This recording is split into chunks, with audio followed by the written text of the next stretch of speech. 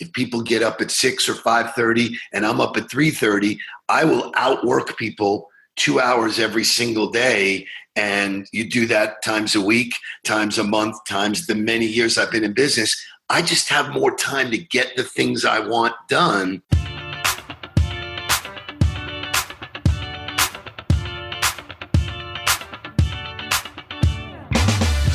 Hey y'all, welcome to Selling with Social, the podcast that helps marketers increase marketing qualified leads, sales reps to shatter sales results, and sales leaders to grow as leaders.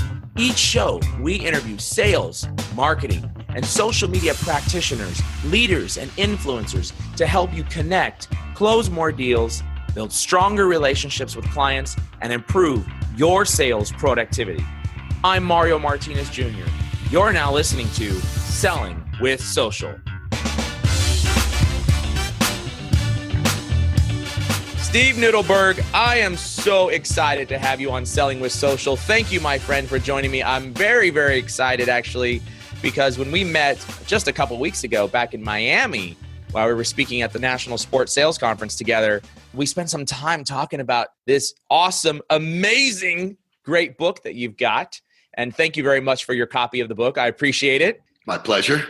And I'm actually excited to spend some time really talking about this topic, growth mindset period, rules related to influencers and leaders. So we're going to have some fun here on today's show. But do me a favor first, Steve. We've got sales, we've got marketing, we've got sales enablement, entrepreneurs, business owners listening into this podcast right now. Just do us a favor and give a little background about yourself, my friend. Awesome. Happy to do it. First of all, thanks for having me on. It was great to meet you. I know I had tried to connect with you when I was in San Francisco. We weren't able to make that happen, but it was great to meet you, talk to you. I followed your stuff and really believe that you and your team are really on to the future of sales. So congratulations for that. Thank you very much. For me, it's a lifelong history of being successful in sales. I've been in sales over 40 years, been in a bunch of different verticals, and been fortunate to be successful in just about every endeavor that I've been in. And I think a lot of it, has to do with mindset. So over the course of time, people would ask me, hey, you're really successful. How'd you do it? Why does it work for you? How do you deal with the challenges? And a few years ago, somebody asked me if I'd get up and talk to their sales team. And I told him, I don't really do that. I'm an entrepreneur. I have my own businesses. I have my own sales teams. And he said, well, would you do me a favor? And I said, sure. I got up and started to understand the mindset of people that did not work directly with me. And to be candid, I think that salespeople are challenged with so much information out there now, challenged with the idea that there's a new frontier that they may or may not be comfortable with, and the rules have changed. And so I decided to take the things that have kept me successful and kept the people around me successful and put it in a book so that people could live and breathe by it. So it's not the gospel, but it's my view on it. And I believe every great professional, every great team has a process. I believe those that watch the scoreboard lose. So, you got to have that foundation, and that's what this book does. And so if you're in sales leadership, any of the things that you talked about, I believe if you're a better person, you'll be better at whatever you do. Gotcha. Now, do us a favor, rewind a little bit, take us back in history. You obviously are a serial salesman. You've been in sales for, I think, most of your career, if I'm not mistaken. Is that right? That's correct. And in the corporate sales world, that was back in the late 90s, you were in corporate sales, and then you've been an entrepreneur, a number of different endeavors. So born and raised in sales, been in sales, love sales, and now an entrepreneurial mindset in sales and training other salespeople. Do we need to have any more about you about sales? I think you get the message that I'm a sales junkie. I'm a student of the game. I love watching it, critiquing it. As I said, I was successful. I grew up in a family of salespeople. My dad and my grandfather were in retail. They were two of the best salespeople I've ever met. And learning around them and their peers is something that I think salespeople should do now. On-the-job training, when I got thrown in and learned from these guys that were career salespeople, I understood the power of relationships, the power of the ability to connect with people. And I think for me, everybody always has a book or something that sort of influences them. And for me, the book was the tipping point. I realized when Malcolm Gladwell wrote that book, which was long before social media, it made me realize that I could make a living just by the people I knew. And that's what my business is based on today. But I've been in clothing, I've been in cellular phones, I've been in so many different verticals. The role that we play with all of the client base that we have is actually business development. So a lot of times people call me a sales trainer, and I'm not really a sales trainer. I'm a sales doer. Everything that you read in this book will be something that I already have done. As a matter of fact, my son, who is 30 years old, he's a fast rising college football coach. He wrote the foreword because him and my other son grew up with these rules. So there's no better validation. Or the guy who is the president of my company now is 30 years old. He's been with me 7 years, and he is fully ingrained in this mindset of what you do on a regular basis will dictate your wealth. Yeah, fantastic. So here's what I love about relationship building and the world of social and sales.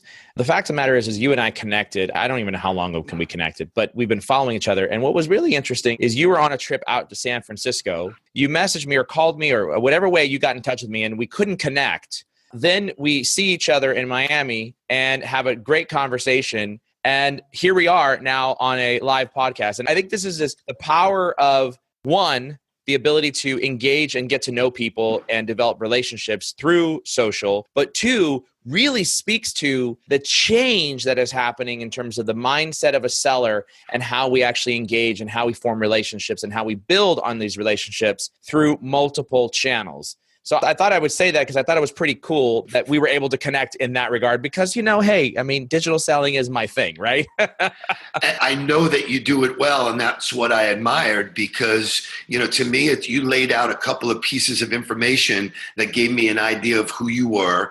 I followed through and was able to access more about you, who you are, what you are, where you are, in a way that was never, ever able to happen before. Yeah. And I genuinely love connecting with people, not connecting with people to sell them, but connecting with them and learning and sharing and understanding, because that's the real power of what we have is this relationship network. You and I have no specific agenda about how we can help each other. But from the first time I read some of your stuff to understanding what you just did with your company, I am very confident that we will find a way to help each other. And I'd rather have you in my world than not in my world. And social media allows us to do that and allows me to keep in touch with what you're doing and, in the future. So the ability to keep relationships alive with many more people is just one of the fantastic things that social has done for us. And candidly, that's why they call it social. It's supposed to be fun.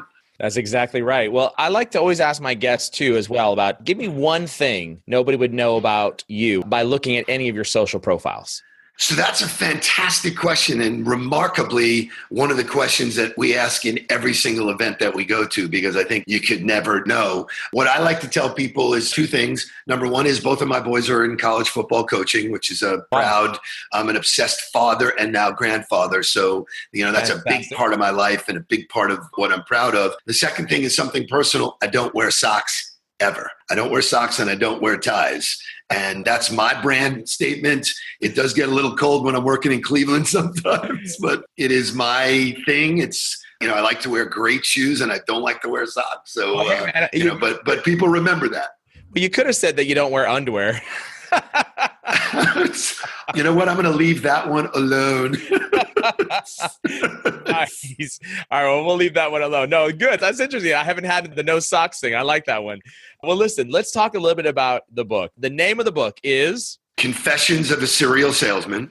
I love it. And I've got my copy here with me. And you take both leaders and influencers, anybody who wants to grow and develop themselves on an individual level through several different rules. Is it 27 rules? 27 rules. 27 rules. So just give us a little background of the book. You talked about earlier that you wrote it because of all the things that you learned, where people are at and how to get through from a growth mindset perspective. So was there a point in time that you said, man, I got to write a book about? What hit you to say, I want to write this book?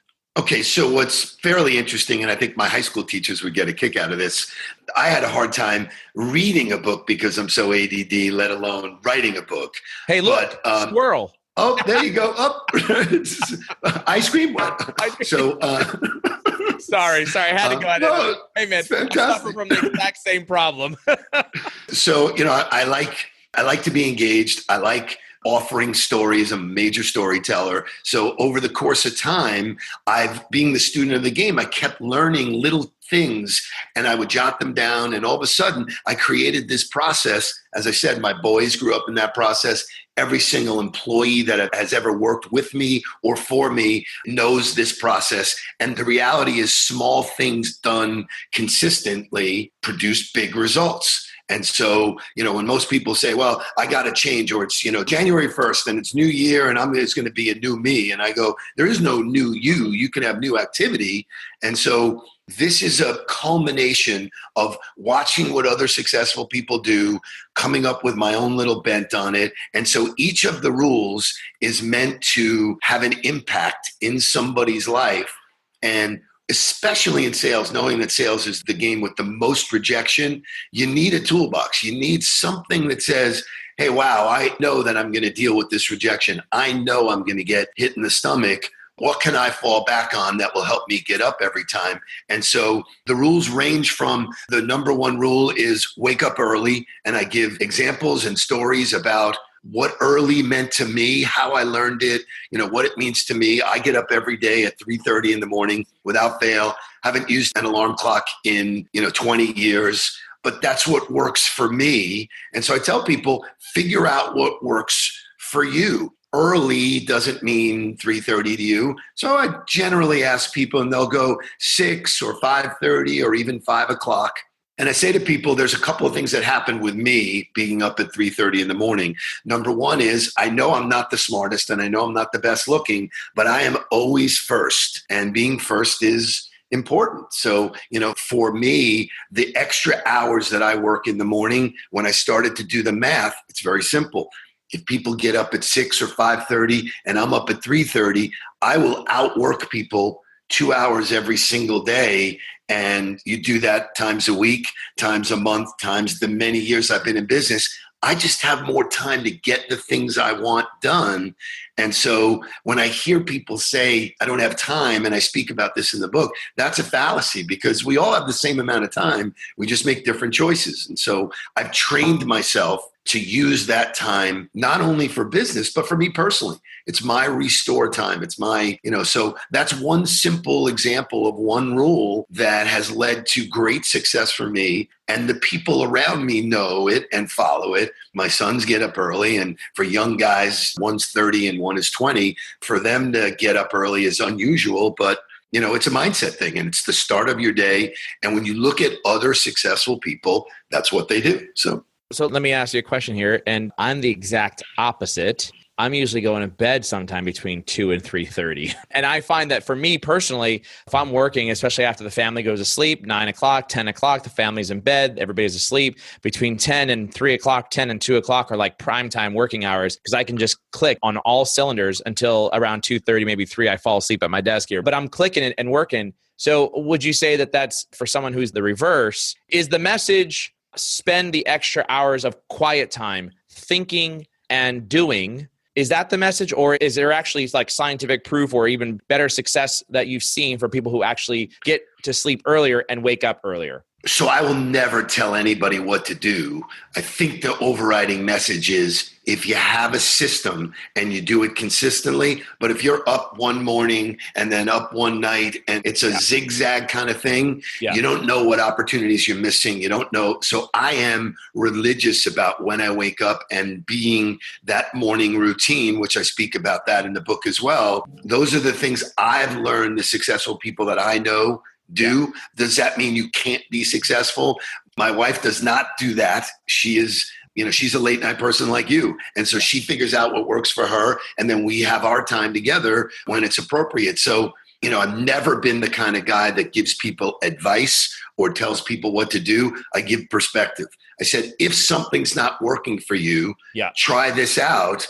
And early morning hours are when good things happen. That's absolutely right. No, I cannot disagree with you. I think sometimes after a good night's sleep and you're waking up at early, I'm going to call it the butt crack of dawn at 3:30 in the morning. I haven't done that too recently and woke up at that time. But the reality is that some people, in most cases, I think the mind is rested and you get some time to be able to really think and prioritize and plan and schedule. Whereas usually, and I'll be honest with you, working late at night, which is where I get a lot of my work done, it's playing catch up. I'm always playing catch up as opposed to prioritizing the day and what's important. And there is a difference. If I go to bed early and I wake up early at 5 o'clock in the morning, now I can actually prioritize. I sit down. It's funny. I always think about, man, what is most important and what's going to make me money? What's going to close business? What's going to move the ball forward? How I'm going to scale this company to $50 million, right? That's where my mindset is.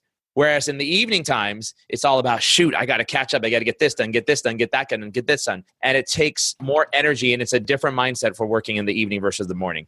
Now, you did talk about whether it's scientific. There is scientific proof that when you wake up, you're dealing with certain, hormones and, pheromones. And so scientifically, I can't tell you the math, but I know that Robin Sharma, who I don't know if you follow Robin, Robin's amazing. Robin talks about the scientific side of it and how it really does. There is a difference in how your mind reacts when you wake up in the morning. So, again, it's one piece of 27 rules. Some of them are about mind and body. Some of them are about the actual sales process. And it moves through, what you say, how you say it, who you say it to. So it's very in depth. And the reaction that we've gotten, my keynote speeches are generally about the rules of engagement. And I give stories about them that make sense. So I tell people, do not get hung up on whether it's right or wrong. Figure out whether it's right or wrong for you. And if you're already doing it, then keep doing it. If it works for you, keep doing more of that. This is for when you're challenging yourself and you go, I want to go to the next level. Well, in order to go to the next level, I'm going to have to do something different. These are just ways to, kind of question what you're doing. Yeah, I love it. So you shared with us one of those rules, which was the wake up early. I respect that, totally get it, makes all the sense in the world to drive better success out of you personally. Out of the 26 others, give us one that's controversial. Give us one that people are like, or challenge you on in terms of controversial. success. I don't have one that's controversial so much as I have one that is widely accepted as the number one takeaway. Do it. You're familiar with the group Vistage? Yeah, absolutely. So I've spoken to a bunch of the Vistage groups, and as many people know, that you get graded as a speaker. So I've graded out very high. The number one takeaway, and I forget what exact number the rule is, but I'll tell you, when most people meet each other, whether it's for the first time or they haven't seen each other in a long time, they greet each other with, hey, how are you? Or how you doing? It's all of this open-ended, how are you? And that is an excuse for somebody to dump their monkey on your shoulder. Oh, what do you mean? How am I doing? Oh, my boss, my house, my car, my mortgage, so people tend to move towards the negative, and a sales-minded person who has an agenda to get a message across wants to do it in a way that the receiving party is in that heightened emotion state, not in negative. So watching this happen over and over and over again, we change the dialogue and talk to people about saying, instead of walking up to somebody and saying, Mario, hey, how are you? Or how you been? Mario, great to see you. Tell me something good. And we actually play the Shaka Khan music behind it. And it's tell me something good. By far. So by far, the number one actionable item that I've seen groups that we've dealt with leave the auditorium, walk out and try it, get a completely different reaction from anybody that they're talking to, whether friend, family, or prospect. So it's the number one way to get somebody talking about themselves in a way that's super positive. So what will happen is most people will get stopped in their tracks and have to think of something positive. And I'll give you a prime example. One of my big clients is a bank here. They have 150 branches in the state of Florida, doing some role playing with one of their people. And I walked up to this lady, Darlene, and I said, Darlene, it's great to see you. I said, tell me something good. She thought for a second and she said, my son is finishing his second year at MIT. This lady was glowing. I mean, she was so lit up that that's where the conversation was going. And then I said to her, Darlene, that's fantastic. Tell me more. And she spent the next 5 minutes telling me about him and what he was doing and how he was doing it. And ultimately, she came around to talk to me and said, Steve, thanks for listening. Why don't you tell me something good? And that's my perfect opening to say, I'm so glad. It was great listening. Congratulations on your son. I'm super excited about what I'm here to talk to you about today. And that's what my something good is. So all of a sudden, she's in this heightened emotional state and she's receiving what I have to say the way I want it. She's not cluttered. She's not negative. And it is unbelievable the metrics we've created with that simple line. I spoke to 100 CEOs in Tampa recently, and 100 for 100 emailed me afterwards and said they're changing the culture of their company. That's fantastic. I never thought about that. Tell me something good. I love the Shaka Khan. I don't think we've had anybody on the podcast that has done tell me something good. So here's where it gets good. When I speak, I ask people to name who that is. And some people remember Shaka Khan, but very few remember the group. What's the name of the group? I was just watching a YouTube video with them. Come on. It was showing my boys because, truth be told, this is horrible. But both my boys, I call them, one's called Shaka and one's called Khan. So I yell out, Shaka Khan! And they hate the name, but what is this like? I don't know. They're just both crazy, right? So I forget the name of the group. What is the name of the group? The name of the group is Rufus. Rufus. Yes, Rufus and Shaka Khan. That's right. We're going to put that in the show notes and a link back to that video. That's a fan. And as a matter of fact, I think that was the video because they wanted to know who Shaka Khan was. And they're like, you're calling me a girl's name? She was awesome. I mean, I love their music, and I'm a big fan of music to train people. It, again, produces emotion. And so, in my presentations, I use that Shaka Khan video, and people are always going to, you'll be singing that the rest of the day. So. Exactly right. Well, what I want to know is when you're speaking, what music do you walk up to? I use AC/DC, Thunder. Okay. Yeah. All right. So take a wild guess of what mine might be. A wild guess might be Guns N' Roses. Oh, no, that's so not me. No? Okay, just take a guess. In this case, is Bruno Mars' Uptown Funk You Up. Oh, great. Oh, love that. Fantastic. Okay. Yeah. And we are definitely aligned. That's actually inspired by my boys as well. My 3-year-old can't say funk. So he always says, Daddy, play Uptown F You Up. And so I think he's now starting to say funk, but that's actually my inspiration. I think that there's a lot of adults who can't say that either. So. Yeah, right. Exactly. Fantastic. All right. So tell me something good for the recipient. When they say to you, tell me something good, you've got them already in heightened, excitable, the happy state. I love that.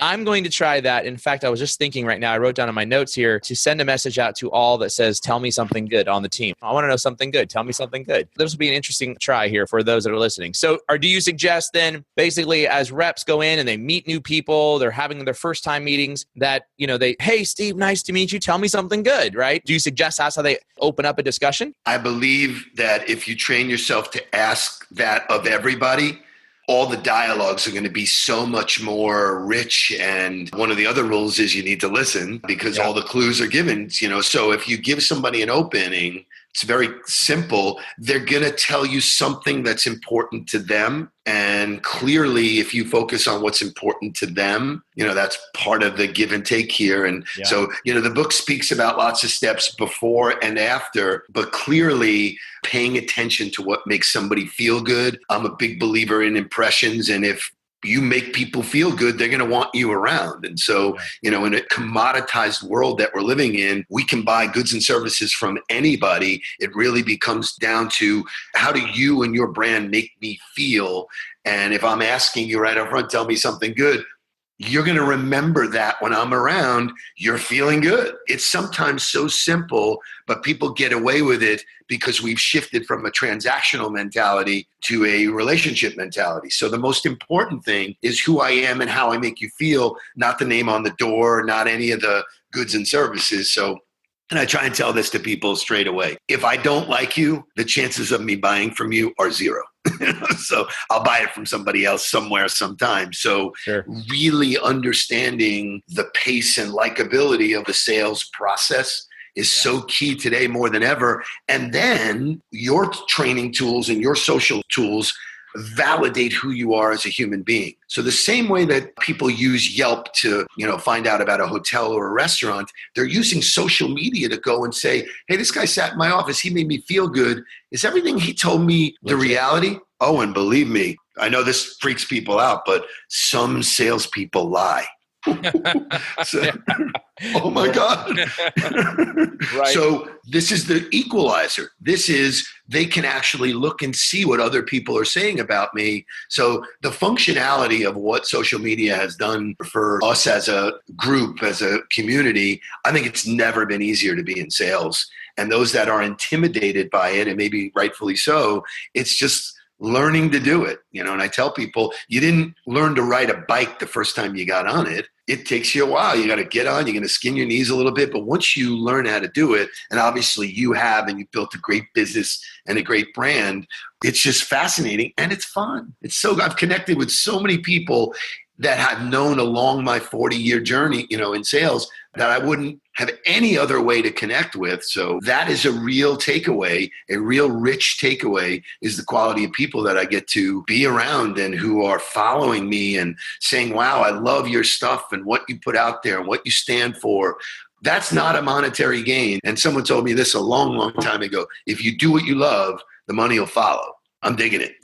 So what I want to challenge for all those that are listening, I would love for you to put into the show notes or send me or send Steve a message via LinkedIn or DM via Twitter, or put into the show notes on this page. Tell me something good. That's what I want to know. I want to know, tell me something good. And if you so choose to, you can go ahead and put your name, obviously, but sign it Rufus and Shaka Khan. But you have to sing it. Yeah, but you have to sing it. That's right. You have to sing it. Put a video recording to us. I love that. So those are some great rules. And it's funny, Steve, I do this as a joke. My family and most of my close friends I mess around with all the time. Every time they call me and I pick up the phone, I say, what happened? What's wrong? And they're like, why do you have to go to what happened? What's wrong? Why does it always have to go there? And it's just my thing now, right? So everybody ignores me now. My family, my wife can't stand it. She's like, why is it always so negative? And I'm like, well, now I'm making you think that there's got to be something positive. So let's talk about something positive. But I never have thought about, tell me something good. And I'm going to start using that now. Every time someone calls me, tell me something good. Tell me something good. It actually makes people feel good. So, yeah, absolutely. And each of the rules is founded in some Seinfeld-esque type thing. It's not brain surgery. We just paid attention to it. And that one rule has gotten us hired more than just about anything else we've done, because people will say, give me one thing that you talk about. And that's one thing that we do. And they'll never forget us, because company culture is so important internally and externally. One of the other rules, which is sort of a byproduct of that, is I tell people, wherever they are, the next time they're at a red light, I want them to look to the left and look to the right and tell me if any of those people are smiling. Nobody smiles anymore. And in sales, it is one of the most significant things that you could and should do. But most salespeople are wrapped in themselves. Oh my God, I got to get to this appointment. I got to get here. I got to do this. I got to remember to do that. They're so wrapped up in quota, doing the business, getting the deal. Smile. I travel a lot like you do. And I walk through the airport smiling, and people walk up to me and they go, what are you smiling at? So it's hilarious. It's the easiest way to break up a fight. If you and I were fighting and I just walked up and started smiling, you'd go, what are you smiling at? Why are you smiling? What are you smiling about? Right? I love you, man. I love you. So it's contagious too. Yeah. So if I smile at you, the chances of you smiling back are very significant. We have changed corporate cultures. I believe if you walk into an office and everybody's smiling, it's a different atmosphere. It's completely different. And notice the offices you go in, whether they're sales related or not, how many of them are not. So we've created this self-policing type mentality where if somebody catches you not smiling, you got to put $5 in the kitty for charity. Yeah. And all of a sudden it self-polices itself. You're not smiling. Boom. And all of a sudden you walk into an office where everybody's smiling. There's no better place to be, no better place to work. So again, these are actionable things that sometimes people don't think, but it does affect the sales environment.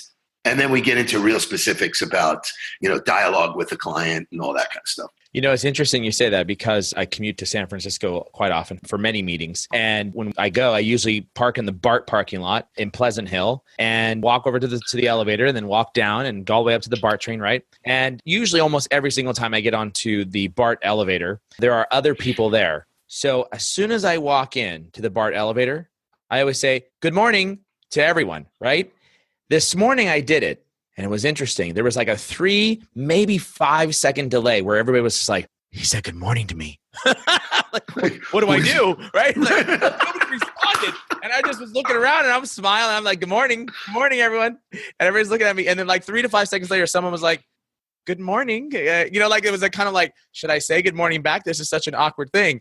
But I make it a point. It's interesting that you do this. As I'm walking and commuting to the BART train, any person I see on the way coming back or as I'm passing up, I'm like, good morning. Good morning. Being able to actually say good morning to people and to make someone's day and actually be happy and, bring that smile back. They're like almost all but forgotten because people are just so consumed in whatever it is they're thinking. So, you bring up a great point in terms of smiling like that. In and of itself, in terms of working with clients, in terms of working with corporate culture environment, your fellow colleagues in the office, we have so much stress that we're under, especially in the world of sales, quota, delivery, operations, financials, reporting, blah, blah, blah, blah, blah.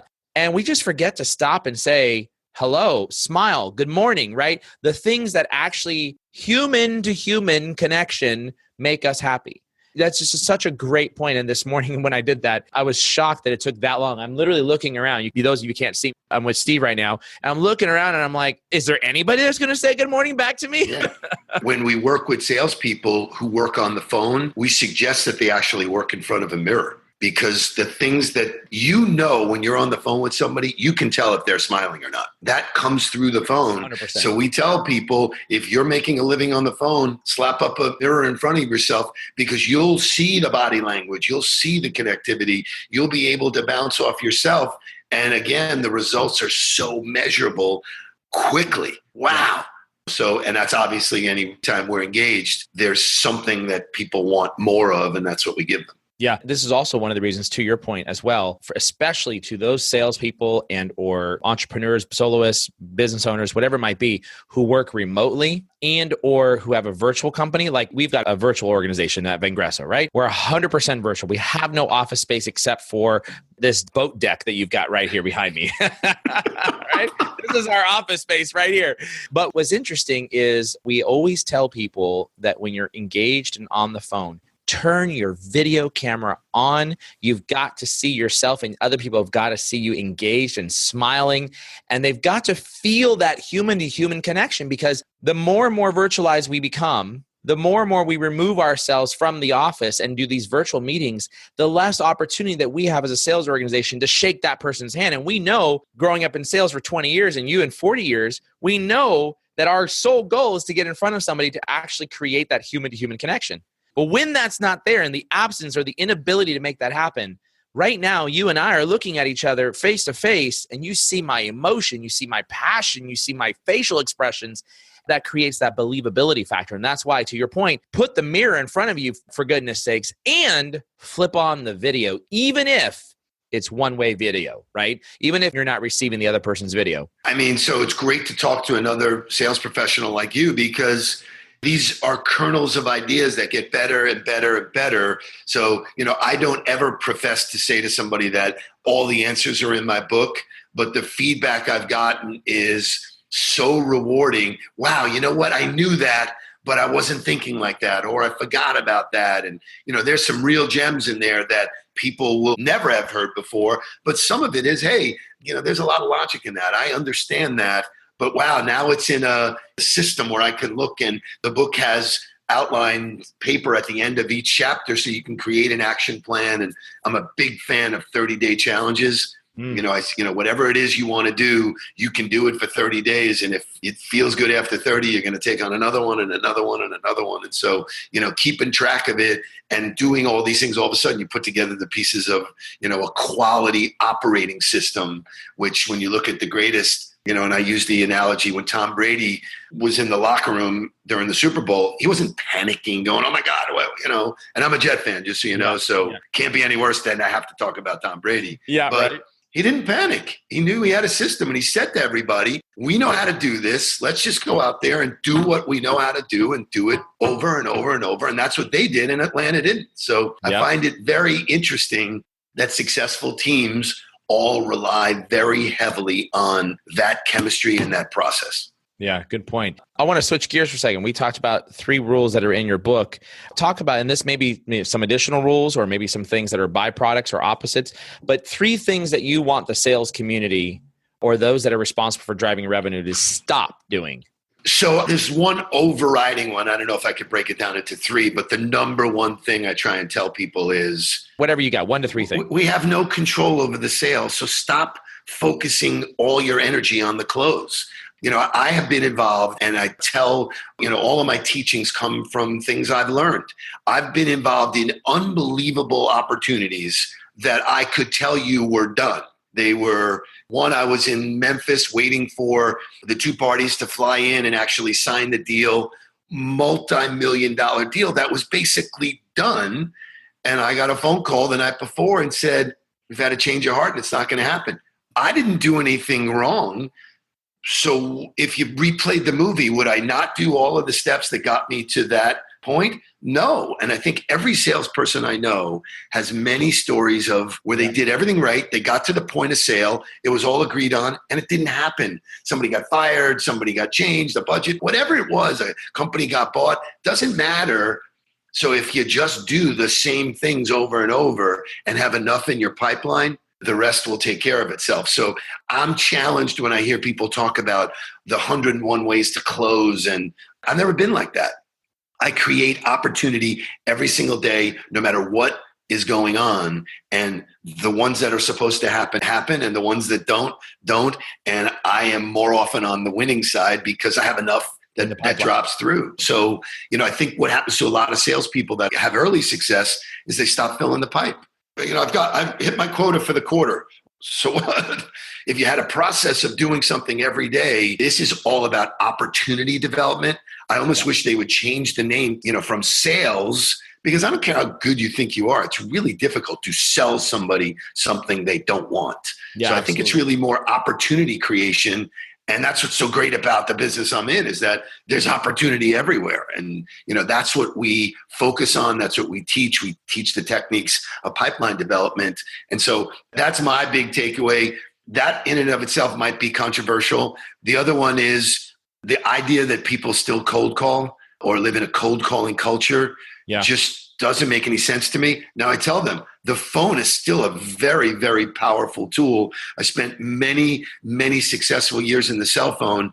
Obviously people have these great, units in their hand, but understanding the power and the backdrop research and things that make it powerful, I think are more significant than cold calling. And so companies that we work with that still have a cold calling culture, I always ask their management team, I go, so if I were to try and reach you guys via cold call, would you take my call? Oh, no, we're too busy. Then why would you expect your sales teams to spend time doing that? So there's so much information and there's so many ways to get to the decision maker that do not include cold calling, that those are probably the 2 places where, fundamentally, that's our psychology of the game, is understanding all of the tools that are at your disposal, using them to get more in the pipeline. So you brought up something that's very controversial in the marketplace, especially there are folks that are, never cold call again. The cold call is dead. And then there are those that have created conferences all around cold calling, right? And around the outbound outreach. And this is an interesting topic here because you see there's a lot of arguments going on LinkedIn. Philosophically speaking, I came as you did as a VP of sales. And I would never tell anybody that the cold call is dead, because there are definitely areas that I believe that there isn't any data and availability. And so you've got to do what you got to do, which is connect with your buyers. That's your job. But it's becoming less and less effective. And so rather than spend the oodles of time and the hours of time trying to create outreach with no results, let's see if we can find other avenues using digital technologies like video, like social engagement, like texting, like email marketing combined with phone and digital as an example, that allows you to be able to breed different types of results. And I think that's where some of the challenges are in the marketplace, is that you either have those leaders who believe that you have to do it this way because they've always grown up thinking that that's the metric of success. But at the same time, to your point, you ask them, when was the last time you took a cold call, right? And it's like, either never, or B, when they do get somebody, they're like, I don't have time for this, I'm going to let you go, right? So this is an interesting one in terms of being able to connect. Salespeople still have to do their job, which is to connect and create conversations, which creates opportunity and funnel development. And so what is the best methodology? And in fact, some buyers would rather pick up the phone and have a conversation. Many buyers would not, right? So there's an interesting conversation you brought up here, because there's a lot of talk about this in the industry and what perceptions are about cold calling versus not cold calling. So I'll pick up on one of the points you made there, and I know it's controversial. I know what works for me. I don't want to interrupt to talk to them about what I want to talk to them. That puts me at a disadvantage. Yeah. That's what cold calling is. It's not scheduled. They don't know who I am. They don't know anything about me. So the tools that are available to us let me know so much that I'm going to bet, and this is where LinkedIn is so powerful, that I'm going to be 1 or 2 degrees away from the person I want to get to. And so my job is to use the people I know to get to the people I don't know, because that old word of mouth, which is going to, hey, who do you buy your meat from? Oh, I got a guy. Who do you buy your tires from? I got a guy. I want to be the guy. So if I wanted to reach out to you, however you and I communicate, and say, hey, listen, I want to get to XYZ. I see you know them. Do you mind putting in a word for me? Then it's a scheduled time. They're expecting the call. I've already had, social credibility and social capital. That to me is a very powerful use of the phone or Skype or Zoom or any of the things that are available to you. But to expect to get the same results over and over in a cold environment, smile and dial, I just don't understand, and again, it comes down to percentages. Where are you spending your time? What's the most effective? And so that's the kind of things we dig into, is if the ultimate goal is to capture or get, a face-to-face, then how do I do that? And what's my best chance? And I won't give it away here, but one of the rules in the book is an absolute guaranteed no-brainer. It's not something that other people are talking about. And it is something that has proven to be one of the most powerful ways to get to a decision maker. As a matter of fact, I did it 25 years ago when I started On the Ball Marketing. And I just had coffee with the guy I did that original marketing plan to. And he received this thing. And in receiving it, he called me up and he said, that's the best marketing piece I've ever seen in my life, but I'll never be a client of yours. And I was like, what? And he goes, we don't really do any kind of outbound marketing or anything like that, but I can promise you, and this was the CEO of a very large company. And he said, I can promise you that I will be your number one referral source. And to this day, 25 years later, he is. So I won the relationship. I didn't win the business. And now the social credibility I have because of this guy, who he'll know if he listens to this, he's a Penn State head of Penn State's Alumni Association, and he's awesome. So anyway, those are real stories of win the relationship, the business will come. So, and that doesn't come from a cold call. Make sure that you end up sending the podcast page to that gentleman that you're speaking of. I most definitely will. I mean, we just had coffee with him. We're both co-investing in a new company. And when I gave him my book, he's actually written up in the book. He says, how many times have you told that story? And the guy who's the president of my company was laying on the floor, because it's the number one validation of I've marketed. And this is the shift in the business. I'm not marketing to the business. I'm marketing to you. My job is to get to you. So what's the best way for me to get to you? And all of those social tools give me so much of an advantage. If you're going out to hunt or fish, you go where the fish are. So yeah, absolutely. Well, there you have it, folks. Confessions from a serial salesperson. I highly recommend you pick up a copy of Steve's book. It has some great rules. We've talked about a few of them here today, some great tidbits and some good conversation around best practices on how to actually be a better salesperson and actually how to drive revenue. Steve, I love the conversation. I got a question for you though. If anybody wants to connect with you, can they just connect with you on LinkedIn? Should they email you? Should they follow you on Twitter? What should they do? I'm on all of the social media channels. So I'm on Facebook, I'm on LinkedIn, I'm on Instagram, and I'm on Twitter. I'm happy to say that my 20-year-old is teaching me Snap. So I'm an open networker. So I am available to help other people get to who they do. I do not accept blind intros on LinkedIn. It's one of the things in the trainings that we do. I want to know who you are and what you are prior to just accepting that. And that strategy has worked well for me because to me, it's a game of engagement. So if you send me an invite and I don't know who you are and I just accept, nothing good will happen. So they will see if they reach out to me.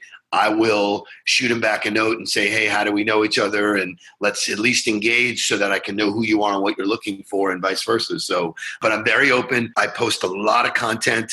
I post every morning a quote called the Steveism. And it's basically my little take on the world and some tidbit that you can take with you. Mondays is Motivational Music Monday. So I post a motivational song with some, like this morning's song was, "You're unbelievable."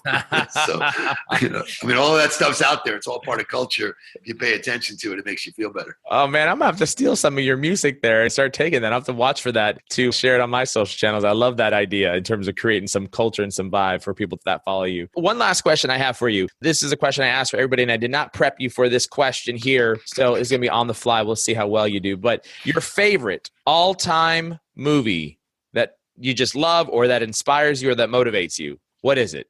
By far. Easy, The Godfather. Okay, all right. I think I had that. Somebody gave me The Godfather once before, but tell me why.